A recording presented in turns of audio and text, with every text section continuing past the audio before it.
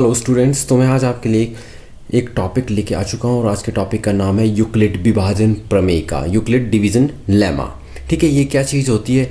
इससे ये 10th class का जो फर्स्ट चैप्टर है रियल नंबर्स, और जो 10th क्लास में जो बच्चा पढ़ रहा है उसको 2 मार्क्स का क्वेश्चन 100% श्योरिटी के साथ ही पूछा ही जाता है। लेकिन question as exam point of view के अलावा आपका कंसेप्ट क्लियर होना चाहिए। उसके लिए मैं आपको बताऊं कि यूक्लिड विभाजन प्रमेय का है क्या चीज़। ठीक है, इसमें लिखा हो कि दो धनात्मक पूर्णांकों a और b दिए रहने पर ऐसी अद्वितीय पूर्ण संख्याएं q और r विद्यमान है जहां कि a is equal to B Q plus R है और r की जो वैल्यू है वो 0 के इक्वल या 0 से बड़ी होगी और b से छोटी होगी। ठीक है, ये अब इसमें क्या होता है देखो, एक्चुअल तो इसका ये है कि a is equal to B Q plus R, और फिर r की जो वैल्यू होगी वो कहाँ से कहाँ बिलोंग करेगी, वो तो या तो इक्वल टू 0 होगी या ग्रेटर देन 0 होगी। ठीक है, और लेस देन b, इन दो नंबर्स के बीच में वो बिलोंग करेगी। ठीक है, अब यूक्लिड का मेन काम क्या है? HCF निकालना आप यूक्लिड ने। ठीक है, वो भी विभाजन प्रमेय का द्वारा। अब विभाजन का साइन आपने देखा होगा, डिवीजन का साइन कैसा होता है? इस तरह का होता है। ठीक है, ये और ये जो बीच में होता है उसको क्या बोलते हैं? इसको बोलते हैं भाज्य, और इसको बोलते हैं हम भाजक, और इसको बोलते हैं जो ऊपर या साइड में लिखते हैं इसको बोलते हैं भागफल। भागफल, और जो लास्ट में नीचे आता है यहाँ पे नीचे बचता है उसको क्या बोलते हैं? शेष फल। ये अगर आपको पता होगा। ठीक है, तो यहाँ पर वही है a और b, मतलब a को अगर आप b से डिवाइड करते हैं, a को अगर आप b से डिवाइड करते हैं तो जो आपका आंसर आएगा वो किसके इक्वल होगा? a is equal to B Q plus R के बराबर होगा। इसी को डिवीज़न यूक्लिड डिवीज़न एल्गोरिथम बोलते हैं। ठीक है, अब जैसे मैं एक एग्जांपल के थ्रू आपको समझाता हूँ। जैसे सपोज कर लो ये है, जैसे मान लो हम डिवाइड करते हैं 4 से 25 को डिवाइड करते हैं, 25 डिवाइडेड बाय 4। ठीक है, अब हम नॉर्मल डिवीज़न ऐसे ही करते हैं। ठीक है, 25 को अंदर डालेंगे, 4 से डिवाइड करेंगे, 4 का टेबल रीड करेंगे, 6 4 से 24 होगा, रिमाइंडर क्या बच गया? 1। ठीक है, अब छोटी क्लासेस में क्या कहा जाता था आपको ये कहा जाता था कि आप अपना आंसर भी चेक कीजिए। तो जब हम चेक करते थे आंसर तो हमारे पास एक ये फॉर्मूला बताया जाता था कि भाज्य किसके इक्वल होगा? भाज्य इज इक्वल टू भाजक गुणा भागफल जमा शेष फल। ठीक है, अब इंग्लिश में तो भाज्य डिविडेंड आ गया, a इज इक्वल टू भाजक आपका b आ गया, जैसे हम नंबर मान लिया, और जो क्वोशेंट आया q लिख दिया और रिमाइंडर r लिख दिया। होती थी कि जो रिमाइंडर होता था, जैसे यहाँ 4 के केस में क्या होगा, या तो रिमाइंडर बचेगा 4 से छोटा या तो 0 बचेगा। तो वही यहाँ बात आ रही कि जो रिमाइंडर होगा या इक्वल टू 0 या ग्रेटर देन 0 या लेस देन b का जो आपका डिवाइजर होगा। ठीक है, तो इसी को हम क्या बोलते हैं? यूक्लिड विभाजन प्रमेय का। ठीक है, अब इससे हम HCF निकालेंगे। अगर आपको थोड़ा सी अंडरस्टैंड हो गया तो HCF कैसे निकालेंगे उसको प्रश्नावली 1.1 कक्षा 10वीं का और पाठ का नाम है वास्तविक संख्याएं। और प्रश्न नंबर 1 क्या बोलता है कि 135 और 225 का HCF ज्ञात करो, वो भी यूक्लिड विभाजन प्रमेय का द्वारा। ठीक है, तो अब इसमें क्या करेंगे हम? यूक्लिड क्या बोलता है? सबसे पहले आपने क्या करना है, दो नंबर्स जो भी हैं, 2 या 3 हो, 4 हो, कितने भी हो, परंतु इस चैप्टर में हमारे पास 2 ही नंबर्स हैं। इनमें पता करना है कि 135 और 225 में कौन बड़ा है।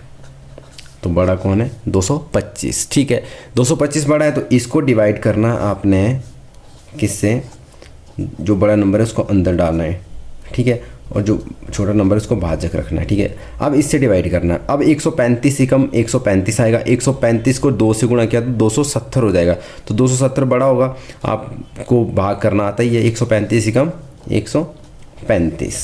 क्लियर हो गया? इसका माइनस करते, माइनस कर दिया, 5 में से 5 गए तो 0, यहाँ पे 2 है तो हंस लिया है, 12 में से 3 गए तो 9, कितने बन गए? 90। अब नीचे कुछ लाने के लिए नहीं बचा है, और 90 क्या है? 135 से छोटा है, तो मतलब ये क्या आ गया? इसका रिमाइंडर आ गया। जब रिमाइंडर आ जाता है तो उस केस में आपने फिर डिवीजन का साइन बनाना है इसके साथ। बस ये स्टेप समझना है, डिवीजन का साइन बनाना है। अब ये बन गया आपका भाजक, और ये जो ऊपर वाला भाजक है उसको नीचे लेके आओ। ठीक है, ये हो गया। अब 90 एकम 90। ठीक है, क्योंकि 90 दूनी 180 हो जाएगा, बड़ा हो जाएगा। फिर माइनस करते हैं, 5 में से 0 गए तो 5, 13 में से 9 गए तो 4, 45 आ गया।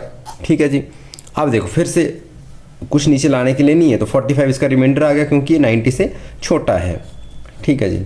अब 45 90 को फिर नीचे लेके आओ, 90 हो गया, 45 टू ज़ा क्या बन गया 90, तो 90 से 90 गए तो क्या बन गया 0। ठीक है। अब मैंने मेन बात तो आपको बताई नहीं, यूक्लिड क्या बोलता है कि HCF निकालो, HCF निकालने के डिवीज़न तो कर रहे हैं, लेकिन आपका आंसर कब आएगा, HCF कौन सा आएगा, जब भी आप डिवाइड करते जाओगे, इस तरह से डिवाइड कर रहे हैं और जिस भाजक से डिवाइड करते हुए रिमाइंडर 0 आ जाए वो आपका HCF माना जाएगा। ठीक है जी। आप देखो स्टेप्स भी लिखने इसके, चरण कैसे लिखने, चरण लिखना। ठीक है, तो चरण कैसे आएंगे, A is equal to BQ plus R। अब देखो चरण 1 क्या आएगा आपके पास, चरण 1 आएगा, अब देखो चरण 1 में क्या था 225 था आपके पास भाज्य, और भाजक क्या था 135। 135 को किससे गुणा किया, 1 से गुणा किया, 135 का में 135 और रिमाइंडर कितना बच गया 90, पहले केस में ये रहा। ठीक है, उसका चरण 2, चरण 2 में क्या हुआ देखो 135 को क्या किया हमने 90 से डिवाइड किया, 135 और 90 को किससे गुणा किया 1 से, 90 का 90 और रिमाइंडर क्या बच गया इस केस में 45। ठीक है, देख देख के लिखना है यहाँ से। उसका स्टेप 3 क्या बना, 90 को डिवाइड किया, 90 को डिवाइड किया किससे 45 से, 45 को मल्टीप्लाई किया 2 से और रिमाइंडर कितना बन गया 0। तो देखो 45 जब भाजक था उससे क्या गया रिमाइंडर 0 आ गया, तो हम क्या बोलेंगे कि 135 और 225 का HCF बराबर है 45। तो ये है easy one, easy. Part number 2 है 196 और 38,220 का HCF यूक्लिड डिवीजन लेमा द्वारा ज्ञात कीजिए। ठीक है, तो स्टेप 1 वही है, इसमें पता करना है कौन सा बड़ा है या कौन सा छोटा है। तो इसमें लग रहा पता 38,220 वो 196 से बड़ा है, क्लियर बात है। अब हमने डिवाइड करना है, जो बड़ा है उसको अंदर रख डालना है, इसके अंदर डिवीज़न के अंदर 38,220 को भाग करना है 196 से। अब थोड़ा सा यहाँ इशू क्या है, इशू कोई भी नहीं है वैसे, 196 है, ये 38,220 है, ये 3 डिजिट वाला और ये 5 डिजिट वाला, तो हमने पहले 3 डिजिट तक ही टेबल पढ़ना है। तो 196 को हम 1 से गुणा करेंगे तो 196 आएगा, 2 से करेंगे तो 392 आएगा, तो वो बड़ा हो जाएगा क्योंकि ऊपर क्या 382 है, माइनस क्या 12 में से 6 गए तो 6। अब यहाँ क्या बचा 7 बचा, 7 में से 9 जान सकते हो, यहाँ कैरी करेंगे, 17 में से 9 गए तो 8 और यहाँ से 2 में से 1 गया तो 186। अब ये रिमाइंडर नहीं आया, इस केस में देखो 2 को हम नीचे ला सकते हैं, 2 को नीचे लाएंगे, जब भी हम 1 से मल्टीप्लाई करते हैं तो सेकंड स्टेप में 9 से ही आता है। अगर देखो 196 को 9 से गुणा से करते हैं तो 1764 आएगा। अब माइनस करेंगे तो देखो 12 में से 4 गए तो 8 और यहाँ पे कितना बचा 5 बचा, तो 15 में से 6 गए तो 9, बाकी यहाँ से 0 0। ठीक है, अभी भी हमारा रिमाइंडर नहीं आया, 0 को नीचे लेके आओ, 980 196 का अगर 5 से गुणा करें तो कितना आंसर आ जाएगा 980। ठीक है, रिमाइंडर क्या आ गया 0। तो इसमें स्टेप्स लिखना है, देखो चरण जो वही है, यूक्लिड लेमा क्या बोलता है, A is equal to BQ plus R। A क्या होता है बीच वाला, 38,220 को किससे भाग किया 196 से भाग किया, और गुणा किससे किया 195 से, और रिमाइंडर कितना आ गया 0। डायरेक्ट रिमाइंडर क्या आ गया 0 आ गया, मतलब भाजक जो आपका 196 से ये 0 आ गया, तो हम बोलेंगे जो 196 और 38,220 का HCF बराबर है 196। ठीक है, थर्ड पार्ट है क्वेश्चन नंबर 1 का, 867 और 255 का HCF निकालो यूक्लिड डिवीज़न लेमा द्वारा। ठीक है, यूक्लिड डिवीज़न एल्गोरिथम द्वारा। ठीक है, तो पहला स्टेप वही आ गया, 867 और 255 कौन बड़ा है 867, जो बड़ा है उसको भाग के निशान के अंदर डालो, 867 255। ओके, टेबल रीड करेंगे, 255 कम 255, 255 दूने और 255 3 आ जाएगा हमारे पास 765। ठीक है, 4 से बड़ा आएगा और 3 से ये फिट बैठ रहा है, 7 में 5 गए तो 2 बच गया, 6 में 6 गए तो 0 और 8 में 7 गया तो 102 बच गया। अब कुछ नीचे लाने के लिए नहीं, तो मतलब 102 जो 255 से छोटा है, तो इसका ये रिमाइंडर आ गया। फिर यहाँ से थोड़ी सी लाइन बढ़ा दो, डिवीज़न का साइन बनाओ और जो ऊपर वाला भाजक है उसको नीचे लेके आओ 255। 102 को 2 से गुणा किया तो कितना आ गया 204 आ गया, माइनस किया 5 में 4 गया तो 1 और 5 का 5 और ये कांटा, क्या कितना बच गया 51। और ऊपर से कुछ भी ला सकते हो और 51 जो 102 से छोटा है, इसका रिमाइंडर आ गया। फिर डिवीज़न का साइन बनाओ। डिवीज़न का आपने साइन बना लिया। अब क्या करेंगे, देखो 102 को यहाँ रखो, नीचे लेके आओ, ऊपर वाले डिवाइज़र को नीचे लेके आओ, 51 दूने करेंगे तो 102 आ जाएगा और 102 से 102 गया तो 0 हो गया।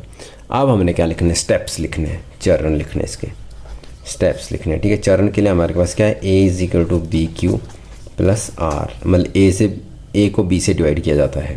तो यहाँ पे देखो फर्स्ट स्टेप में क्या है, 867 को स्टेप 1 में डायरेक्ट लिख रहा हूँ। ठीक है, 867 को डिवाइड कर रहे हैं हम 255 से और मल्टीप्लाई किया 3 से और रिमाइंडर बच गया हमारे पास 102।